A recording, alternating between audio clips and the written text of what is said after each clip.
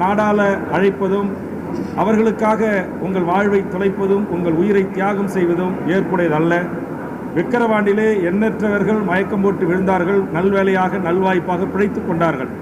விபத்திலே 6க்கும் மேற்பட்டவர்கள் திருச்சியை சேர்ந்தவர்கள் கூட இறந்து போனார்கள். ஆறுதல் சொல்ல வரவில்லை, உதவி செய்ய வரவில்லை, அந்த துக்கத்தில் பங்கெடுத்துக் கொள்ள வரவில்லை. மதுரை மாநாட்டில் மயக்கமுற்று 2 இறந்தார்கள், விபத்தில் 3 இறந்தார்கள். ஆறுதல் சொல்லவில்லை, உதவி செய்யவில்லை. அதற்கு பிறகு தொடர்ந்து திருச்சி, திருவாரூர், நாகைப்பட்டினம் நடந்த அனைத்து இடங்களிலுமே மயக்கமடைந்து விழுந்திருக்கிறார்கள். விஜய் கூட்டத்திற்கு வந்துதான் மூச்சு திணறி மருத்துவமனையில் சேர்க்கப்பட்டதற்காக மருத்துவ என்ட்ரி சொல்லுகிறது.